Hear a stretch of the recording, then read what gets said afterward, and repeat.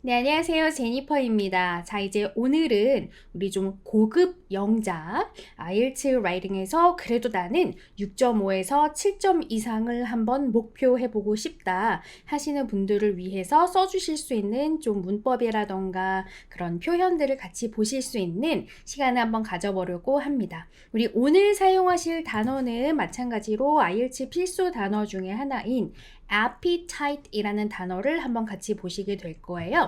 선생님들이 appetite이라는 단어는 딱 들으시면 맨 처음에 떠오르시는 뜻이 어떤 뜻이 떠오르십니까? 식욕이라는 뜻이 많이 떠오르시죠. 그래서 나 지금 식욕이 별로 없어 뭐 그런 표현을 해주실 때 I don't have any appetite right now 뭐 이런 식으로 표현을 많이 하게 되는데 이게 식욕이라는 뜻뿐만 아니라 욕구라는 표현으로도 굉장히 많이 써주실 수 있는 단어였다라고 생각을 우선은 해주시면 될 것 같아요. appetite 다시 한번 눈여겨봐 주시고요. 이 아이를 사용해서 우리 오늘 어떤 문장을 좀 더 세련되게 만들어 보실 수 있는지 보시겠습니다. 자, 우선은 제가 가지고 있는 이 문장들 다 모든 저의 영작 강의는 다 IELTS 라이팅에서 자주 나오는 주제들을 생각을 한 다음에 제가 그 주제들이 만약에 나왔다면 이런 문장 쓰실 수 있겠다라는 것을 염두해 두고 가지고 온 문장이기 때문에 선생님들 제 영작 강의들 좀 다 같이 보시면서 노트에다가 이 문장들 따로 정리해 주시면 나중에 시험 보러 들어가시기 전에 쭉 한 번 더 보시고 들어가시면 굉장히 많이 도움이 되실 거예요. 자, 우선은 오늘 한번 보시게 되면 재능 있는 아이들이 어린 시절부터 비범한 재능이나 지식을 향한 욕구를 종종 드러냄에도 불구하고 그들을 재능이 있는 것으로 알아보는 것은 항상 분명한 것은 아니다. 벌써 한국말 자체도 굉장히 길어요. 뭔가 이렇게 너무 길어진다라는 느낌이 있으면 중간에 내가 어디서 한번 자를 곳이 있는가를 먼저 확인해 주시는 게 좋으실 것 같아요. 선생님들 지금 문장을 쫙 읽어 주시면서 바로 느끼셨겠지만 뭐뭐임에도 불구하고 라고 잡혀있는 여기 부분이 한 부분으로 나뉘어지고 그거에도 불구하고 이런 것은 아니다 라는 다른 부분이 또 따라 나오는 두 가지의 절이 만나고 있는 형태구나 라는 거를 우리 아실 수 있으셨을 겁니다. 자, 우선은 우리 첫 번째 뭐뭐에도 불구하고 라고 끝냈던 여기 먼저 영작 한번 해보시도록 하실게요.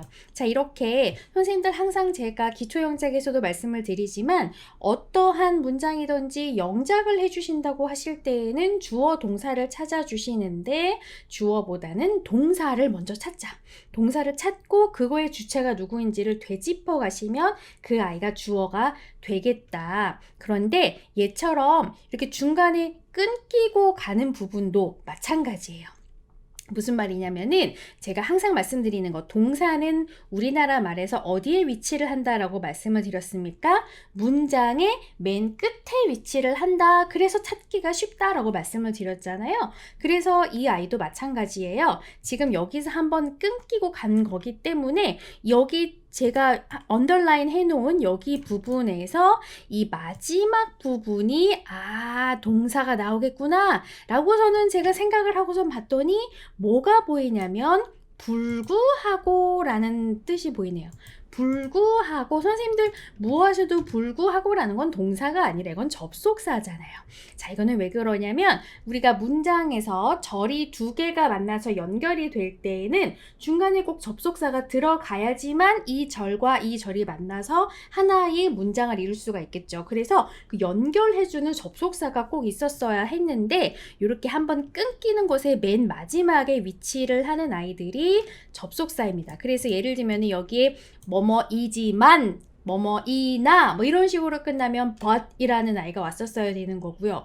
뭐뭐이고 뭐 이런 식으로 끝났다면 and가 왔어야 되는 거고 뭐뭐이기 때문에 뭐 이런 식으로 끝났다면 because가 왔었어야 되는 거고요. 그쵸? 근데 이거는 사실은 그 접속사를 문장 앞에다 붙여줄지 뒤에다 붙여줄지는 어떤 접속사가 나오느냐에 따라서 다 달라지기 때문에 그거는 그때그때 조금 확인을 해주시는 게 좋으실 것 같아요. 제가 지금 뭐 종속 접속사, 등위 접속사를 다 따로 문법을 드릴 수 있는 시간은 좀 너무 시간이 오래 걸릴 것 같아서 선생님들 그 정도는 아시리라 생각하고 진행할게요. 자, 우선은 그래서 지금 봤더니 불구하고 라고 잡혀 있네요. 불구하고. 선생님들 무엇임에도 불구하고 라는 뜻 딱 떠오르시면 아, 이건가? 라고 딱 바로 떠오르시는 하나가 있을 거예요. 그게 뭐냐?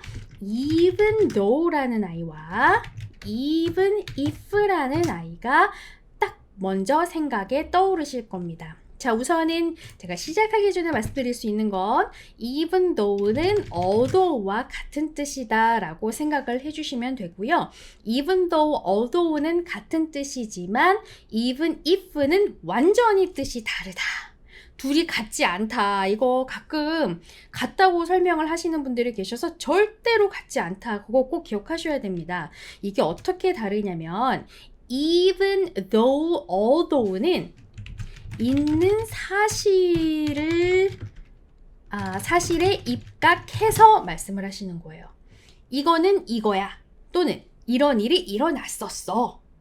그럼에도 불구하고.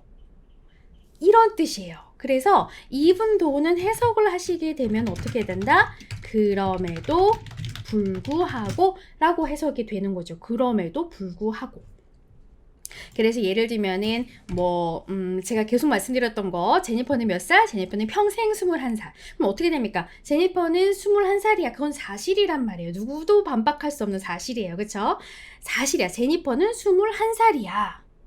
그럼에도 불구하고 제니퍼가 21살인 걸 아무도 믿지를 않네. 뭐 이런 느낌일 때 우리가 even though, although를 쓰신단 말이죠. 그렇죠? 그래서 사실이 입각을 해가지고 그럼에도 불구하고 가실 때가 even though였구나. 그러면 even if는 뭐냐면 벌써 여기 중간에 if 들어가 있잖아요. 그래서 얘는 사실에 입각을 하는 것이 아니라 가정을 하신다라고 생각해 주시면 돼요. 가정을 하시는 상황이에요. 그래서 우리나라 말로 해석을 하면 설령 그런다 할지라도 라고 해석이 됩니다. 설령 그런다 할지라도는 우리나라 말에서도 실제로 있는 것에 대해서 얘기를 하는 것이 아니라 상상하시는 거잖아요. 설령 내일 제3차 세계대전이 일어난다 하더라도, 설령 지구가 멸망한다 하더라도, 설령 한다 하더라도, 이렇게는 실제로 일어나는 것이 아니라 제가 상상해서, 잘 모르겠지만, 일어날지 안 일어날지 모르겠지만 상상해서 그래도 그런다 할지라도 이런 느낌이란 말이죠. 대표적으로 우리가 많이 이런 표현 들어보셨죠? 설령 내일 지구가 멸망한다 할지라도 나는 한 그루의 사과나무를 심겠다. 이거는 내일 우리가 지구가 멸망한다라는 사실에 입각해서 얘기를 하는 것이 아니라 그때는 가정을 하셨단 말이지. 그럴 때가 even if다.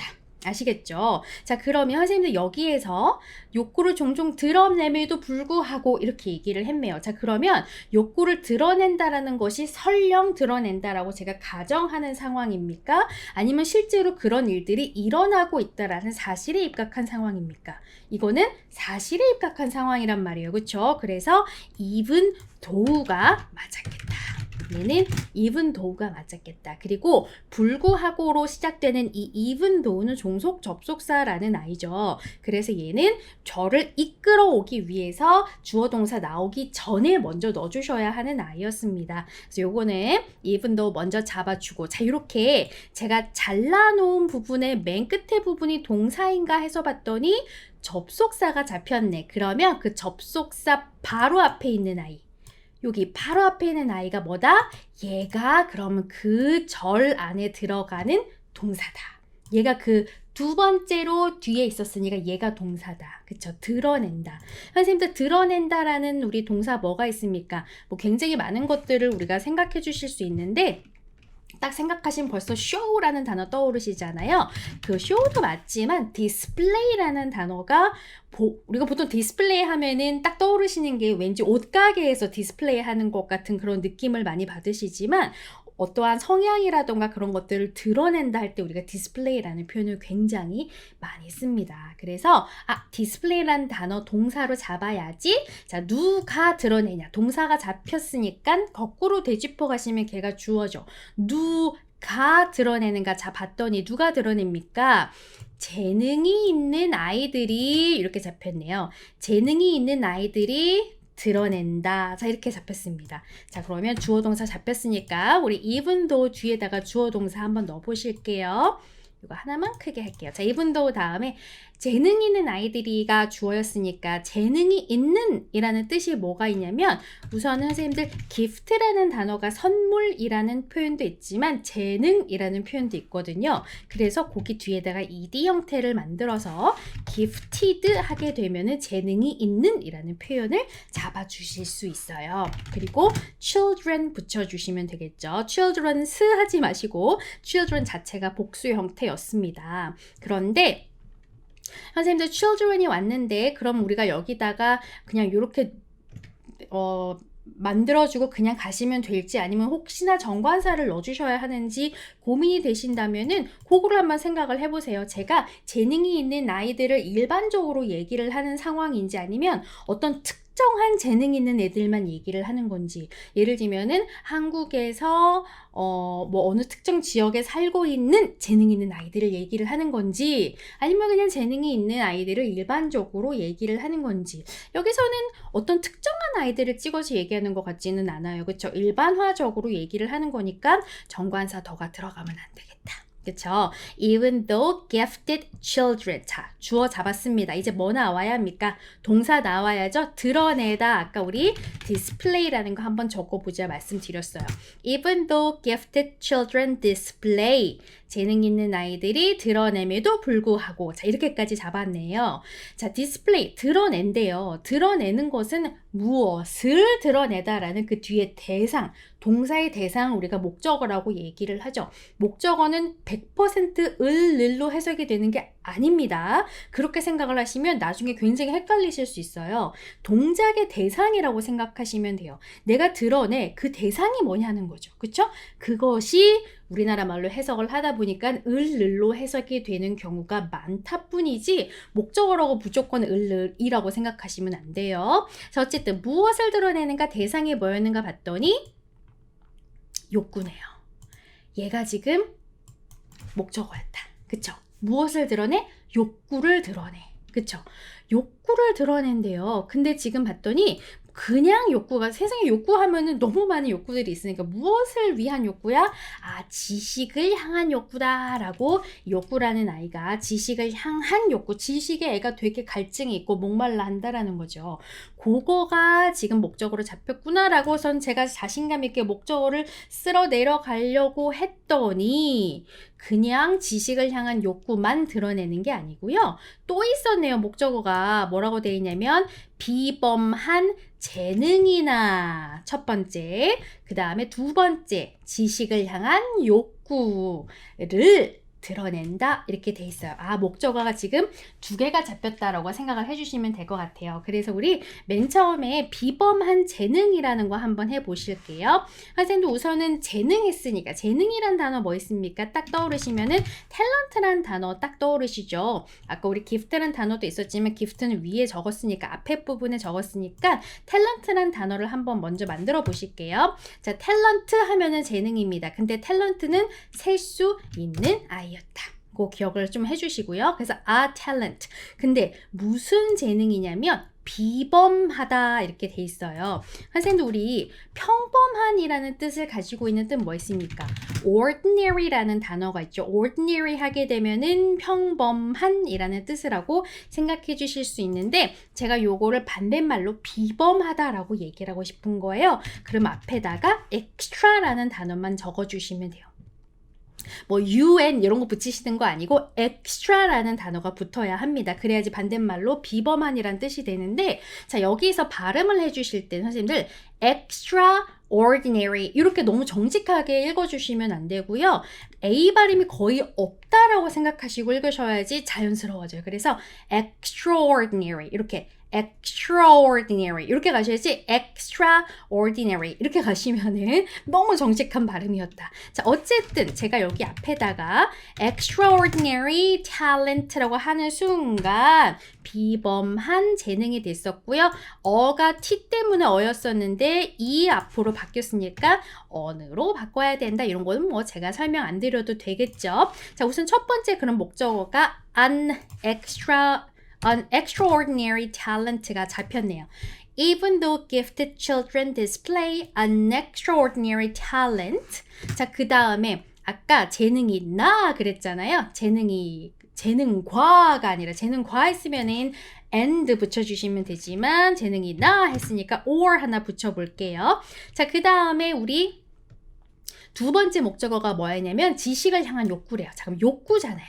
욕구인데 제가 무엇을 향한 욕구, 뭐 예를 들면은 뭐 돈을 향한 욕구, 명성을 향한 욕구, 뭐 이런 식으로 어떤 욕구를 표현을 해주실 때 이제 드디어 우리 오늘 단어 appetite이란 단어를 넣어주시면 되는데 이 appetite 다음에 for를 붙여주시게 되면 무엇을 향한 그 욕구를 우리가 잡아주실 수 있어요. 그래서 appetite for 아까 어떠한 지식을 향한 했으니까 knowledge라는 단어를 넣어주시게 되면은 이 아이가 되게 배움에 항상 목말라 한다라는 그런 느낌을 appetite for knowledge 이렇게 표현을 해주실 수가 있으셨습니다. 자, 그리고 이 appetite도 우리가 보통 욕구라는 표현을 잡아주실 때 셀 수 있는 가산명사 취급이라고 생각해 주시면 돼요. 그래서 an appetite for knowledge 이렇게 가는데 여기 지금 보시면 우리가 지금 목적어를 두 개를 잡아주시는 거잖아요. 여기 첫 번째 A, 그 다음에 여기 두 번째 B 여기 들어가는데 아까 우리 첫 번째 A 목적어 넣기 전에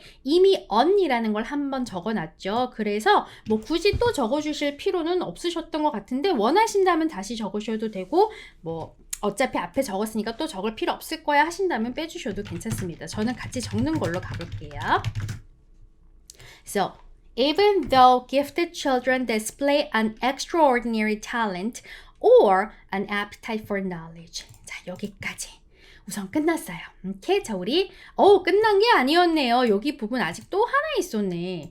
어린 시절부터라는 아이가 있었네요. 어린 시절부터. 선생님들 뭐뭐부터라고 표현하시게 되면 from입니다. 뭐뭐부터. 뭐뭐 이래로라는 표현을 가실 때는 since예요. 오케이? 그래서 from을 쓰실 때와 since를 쓰실 때는 문법적으로 조금 달라지는데 from은 단순 형태의 문법들을 많이 가져와요. 시제가. 그래서 단순 과거라든가 또는 단순 현재 뭐 그런 표현을 많이 잡아줄 수가 있고요. since 같은 경우는 우리가 완료 형태를 많이 가지고 옵니다. 그래서 이래로라는 표현이라고 생각해 주시면 돼요. 그 이래로 계속적으로 해왔다 뭐 이런 느낌으로 가주실 때 완료 형태로 가시는 형태라고 생각해 주시면 되고요. 자, 여기서는 뭐뭐부터 지금 우리가 동사 자체를 그냥 단순 현재로 잡았잖아요. 그럼 여기서는 since가 오면 안 된다는 거죠. from이 왔어야 된다. from 넣어주고 어린 시절 한번 잡아보실게요. 선생님들 어린 시절 하면은 그냥 뭐 childhood 이 정도 생각해 주실 수 있는데 뭐 childhood도 전혀 상관없지만 우리가 어떤 표현을 많이 쓰냐면 years라는 표현을 쓰면서 그 시간대를 잡아요. 그래서 예를 들면은 early years 하면은 어린 시절이라는 표현이 되겠고 later years 하게 되면은 우리가 나중에 나이가 들고 나서의 시간들을 잡아주는 경우들이 굉장히 많습니다. 그래서 우리 여기서는 early years 해볼게요. 근데 이거는 모든 사람들의 early years가 아니라 이 gifted children의 early years잖아요. 소유격 잡아줄게요. their early years부터. 첫 번째 잘 잡혔네요. Even though gifted children display an extraordinary talent or an appetite for knowledge from their early years. 자, 지금 끝났습니다. 그리고 나서 지금 제가 두 번째 절을 가려고 봤더니 여기 앞에 지금 뭐가 있었냐면은 even though라는 우리가 접속사로 시작을 했었어요. 선생님들 우리가 절이 두 개 올 때에는 절이 있고 그 다음에 또 다른 절이 있고 둘이 대등하게 오는 경우에는 우리가 and라던가 but이라던가 뭐 so라던가 요런 아이가 절과 절 중간으로 들어가서 위치를 하는 경우들도 있고요. 그 다음에 지금 아까 방금 보셨던 것처럼 우리가 절과 절을 연결을 함에 있어 앞에다가 접속사가 들어가는 경우들이 있어요. 예를 들면은 지금 방금 보셨던 even though라던가 뭐 because라던가 뭐 when이라던가 if라던가 뭐 굉장히 종류는 많은데 어쨌든 요러한 아이들이 먼저 오고 그 다음에 절이 들어오고 그 뒤에 또 다른 절이 잡히는 경우들도 있단 말이죠. 자, 요렇게 중간에 and, but, so 같이 들어가는 애들은 우리가 많이 고민 안 하셔도 괜찮은데 이렇게 even though, because, when, if 요런 아이들을 우리가 보통 뭐라고 부르냐? 종속 접속사다라고 얘기를 해요. 이런 단어 모르셔도 전혀 상관없습니다. 자, 종속 접속사가 이끈다라는 거는 뭐냐면 이 종속 접속사가 이끄는 얘를 우리가 종속절이다라고 얘기를 하는 거고요. 접속사 없이 혼자서 서 있었던 이 아이 있죠. 걔를 우리가 주절이다라고 얘기를 해요. 이거는 그냥 제가 말씀드리는 거니까 너무 네이밍 이름에 너무 신경 안 쓰셔도 괜찮아요. 어쨌든 선생님들 지금 딱 보시면 제가 이거 말씀드리려고 굳이 이 이름을 말씀드린 건데 종속이고 주잖아요. 하나는 종이고 하나는 주란 말이에요. 하나는 메인이고 하나는 속해 있는 어디에 지금 들어가 있는 종의 역할이란 말이죠. 선생님도 그럼 당연히 누가 중요하겠습니까? 주인이 중요한단 말이지. 그러면 주절이 먼저 나오고 그 뒤에 종속절이 쫄리쫄리 쫓아 나오는 게 맞겠죠. 그쵸? 그래서 이러한 형태다라고 얘기하면 선생님들 다시 한번 종속절이라는 건 무슨 말이다? 아까 우리 종속 접속사가 중간으로 들어가고 그 뒤에 절이 따라 나오고 이제 주절이 앞에 있는 상황, 종속 접속사 even though, because 이런 애들이 중간으로 들어갈 때에는 이게 지금 맞네. 위치가 잘 잡혔네. 주인이 먼저 하고 접속사가 다른 절을 끌고 나오고 있는 상황이니까 얘는 뭐 우리가 다른 것을 취해줄 필요가 없어. 근데 가끔 종속 접속사가 먼저 나올 때가 있어요.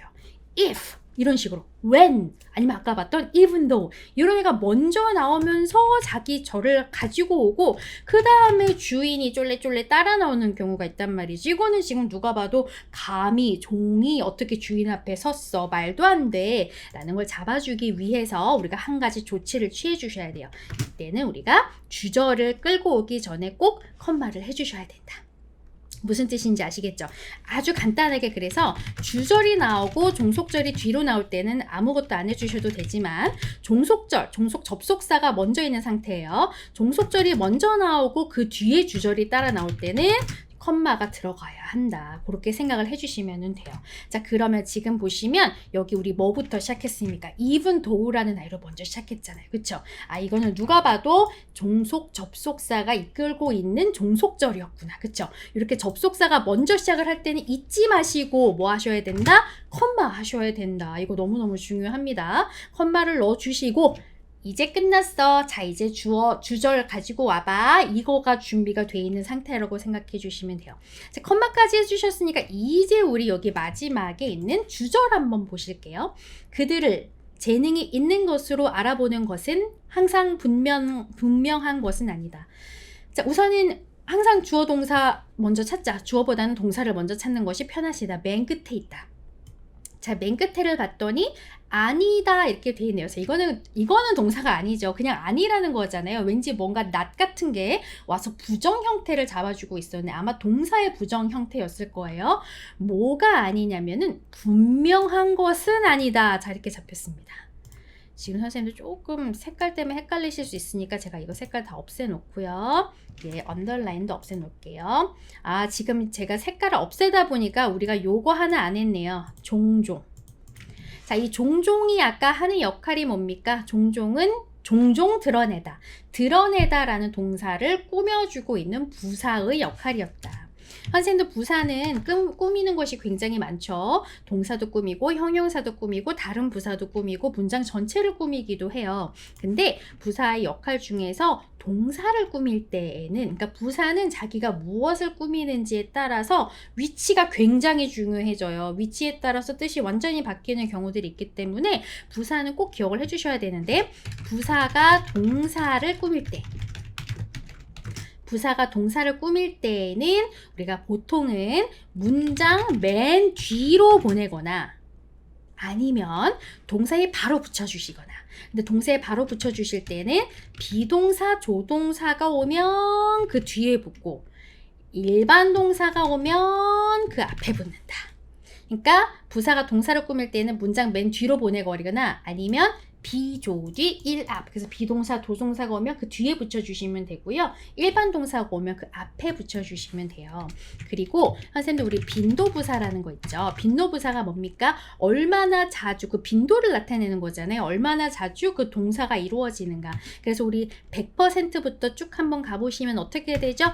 always, 그 다음에 often, 그 다음에 sometimes, 그 다음에 또 뭐 있습니까? 지금 갑자기 막 그 생각이 안 나는데 always, often, sometimes, rarely 또 뭐 있죠? 그 다음에 빵 퍼센트로 가게 되면 뭐 never 이러한 애들이 빈도부사가 되게 되는데 이러한 애들도 부사가 동사로 꾸밀 때와 위치가 같다. 비조디 1앞을 생각해 주시면 된다. 비조디 1앞. 오케이? 빈도부사는 비조디 1앞. 자, 그래서 지금 보시게 되면 동사가 얘란 말이에요. 그쵸? 그럼 얘한테 비조디 1앞 그랬는데 얘는 일반 동사란 말이지. 그러면 디스플레이 뒤에 들어가면 안 되고 디스플레이 앞으로 넣어주셨어야 되고요. 아까 우리 뭐 했습니까? 종종이었으니까 종종은 우리 어떻게 하시면 돼요?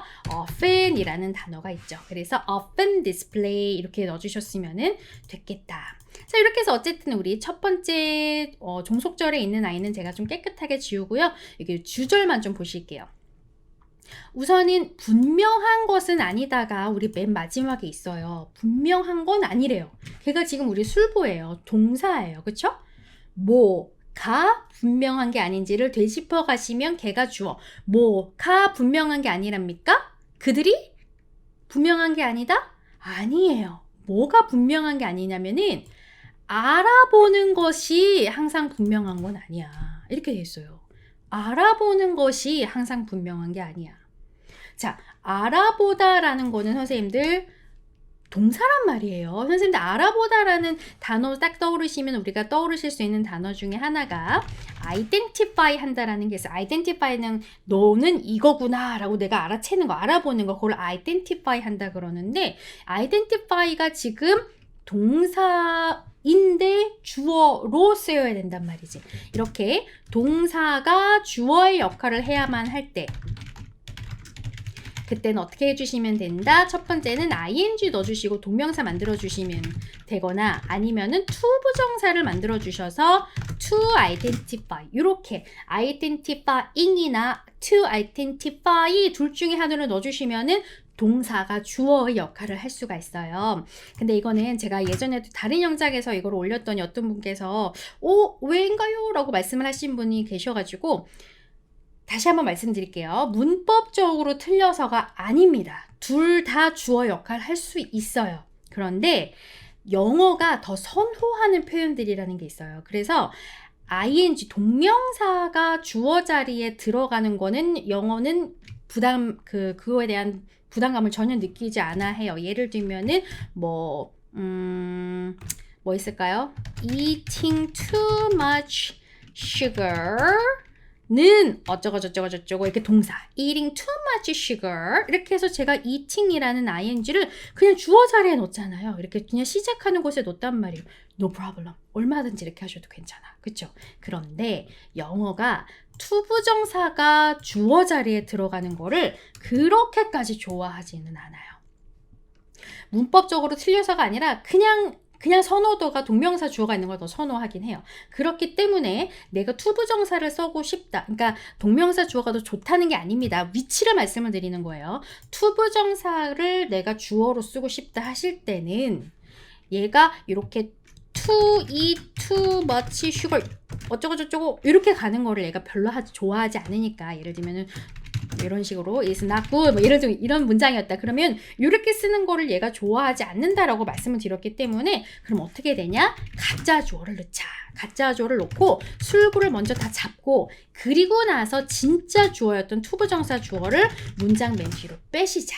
It is not good to eat too much sugar. 이렇게 쓰시는 거를 이 위에 있는 to eat too much sugar is not good 보다는 훨씬 더 선호한다라는 거죠. 오케이. 그래서 동명사 주어를 쓰셔도 괜찮고 투부정사 주어를 쓰셔도 괜찮지만 동명사 주어를 쓰실 거면 그냥 자기 주어 자리에 넣으시면 되는데 투부정사 주어를 쓰실 거면 it이라는 가주어를 잡고 진짜 주어였던 투부정사는 뒤로 빼주시는 거를 좀 기억을 하시면 좋으실 것 같아요. 자, 그래서 지금 보시면 identify라는 것이 지금 우리 주어 역할을 한다 했으니까 저는 그러면은 투부정사를 한번 가보겠습니다. 그럼 어떻게 하면 된다? 주어 자리에 it이라는 가짜 주어를 우선 넣어 놓자. 자, 그 다음에 아까 우리 술부 잡았잖아요. 동사죠. 분명한 것은 아니래요. 분명한 것은 아니다. 자, 그러면은 그것은 분명하다. 분명하다라고 만약에 끝났다라면 우리가 어떻게 잡으실 수 있습니까? 선생님, 분명하다라는 건 동사가 아니에요. 형용사지. 그쵸? 이렇게 문장의 맨 끝에 나는 동사를 찾으려고 문장을 맨 끝을 갔더니 형용사나 명사로 끝났다. 분명하다, 아름답다, 뭐 이런 식으로 형용사로 끝나거나 아니면은 뭐 선생님이다, 학생이다 이런 식으로 명사로 끝났거나 뭐 이런 경우는 무슨 뜻이다? 비동사가 그 형용사나 명사를 끌고 오고 있는 형태다라고 생각해 주시면 돼요. 자, 그럼 제가 여기다가 비동사 it에 맞춰가지고 it으로 넣어놓고 분명하다라는 표현이 뭐 여러 가지 표현이 있어요. 뭐 clear이라는 단어도 바로 떠오르실 수 있으셨을 것 같고요. 근데 우리가 어떤 단어도 쓰실 수 있냐면 obvious라는 단어도 있습니다. 선생님들. obvious 하면 obviously 이 표현으로 되게 많이 쓰는 거잖아요. 우리 회화체에서 obviously 하면은 당연하게도 이런 느낌인데 당연하다는 건 아니라는 거죠. 확실치 않다는 거죠. 너무 누구나 쉽게 알 수 있는 게 아니야. 이런 표현해 주실 때 우리가 obvious하지 않다라고 얘기를 많이 해요. 그래서 it is obvious 하게 되면은 분명하다라는 것이 되니까 it is not obvious 하면은 분명하지 않아가 돼버리는 거. 100% 아니야 라는 게 돼버려요. 근데 지금 보세요. 저는 그 얘기를 하고 싶었던 게 아니에요. 항상 그런 건 아니야. 이렇게 얘기하고 싶다는 거죠. 어느 때는 되게 분명해 보여. 아, 얘 재능 엄청나네. 얘는 뭐 얘 모차르트가 되겠어. 근데 어떤 아이는 어렸을 때는 아닌 것 같았는데 예를 들면 에디슨 같은 경우 어렸을 때는 얘가 똑똑한 거 맞아 이랬는데 나중에 커서 봤더니 뭐 어마어마한 그런 재능을 가지고 있었던 아이들도 있단 말이지. 항상 그런 건 아니라는 거죠. 그렇죠? 그렇게 항상 그런 건 아니야 라는 표현을 해주시고 싶으실 때는 우리나라 말에서도 항상이라는 단어를 썼잖아요. 영어도 always란 단어에 도움을 받으시면 돼요. 그래서 it is not 한 다음에 always를 넣어주시면 됩니다. It is not always obvious. 항상 분명한 건 not. 아니야. 이렇게 해주시면 부분 부정이 돼요. 그래서 it is not always obvious. 항상 분명한 것은 아니야. 자, 그리고 나서 술부 잡았으니까 이제 우리 진짜 투부정사 주어 나와야죠. 알아보다라는 거. identify. It is not always obvious to identify. 알아보는 거는 항상 분명한 건 아니야. 오케이? 자, 무엇을 알아보는가 제가 봤더니 그들을 재능이 있는 것으로 알아보다. 자, 요렇게 제가 표현을 하고 싶어요. 그들을 재능이 있는 것으로. 자, 그러면 선생님들 identify 한 다음에 왠지 느낌이 그들이 재능이 있다라는 주어 동사니까 넣고 they are 재능이 있다 뭐 gifted 이렇게 넣고 싶어. identify that they are gifted 하셔도 돼요. No problem. 이렇게 하셔도 되는데 저는 그렇게 하지 않고 이렇게 먼저 적어보고 싶어요. 그들을 알아보는 게 분명한 건 아니야. identify them. 그들을 알아봐. 그냥 이렇게 제가 대명사로 잡아놓고요. 그 뒤에 as를 붙일게요. 그러면 그들을 뭐뭐라고 알아보다 이렇게 얘기하는 거예요. 그들을 뭐뭐로써 알아보다 이 느낌을 잡아주시는 거예요. 그래서 it is not always obvious to identify them as 한 다음에 gifted 하면은 그들을 재능이 있는 것으로 알아보는 건 항상 확실한 거는 아니야. 이렇게 잡아주실 수 있는 상황이 됐습니다. 와, 지금 이 문장 하나 설명하는데 좀 굉장히 시간이 오래 걸렸죠? 자, 우선은 한번 쭉 읽어보실게요. Even though gifted children often display an extraordinary talent or an appetite for knowledge from their early years, it is not always obvious to identify them as gifted 하면은 아까 우리가 한국말로 잡아놨었던 한국말로도 뭔가 좀 헷갈리고 어려웠었던 그 표현을 잡아주실 수 있는 것이 되었다. 오케이. 자, 이 문장 적어 놓으십시오. 저는 문장 무조건 적어 놓을 것 같아요. 놓고 시험 보러 가시기 전에 그 문장들만 쭉 한번 보고 가셔도 진짜 도움 많이 될 수 있습니다. IELTS 에세이에서 쓰심직한 제가 문장들 가지고 온다라고 지금 계속 말씀드리고 있었어요. 선생님들 항상 응원합니다. 우리 오늘 고급 영작 다시 한번 몇 번 반복해가지고 공부 열심히 해주시고 또 다른 좋은 강의로 금방 찾아뵙도록 하겠습니다.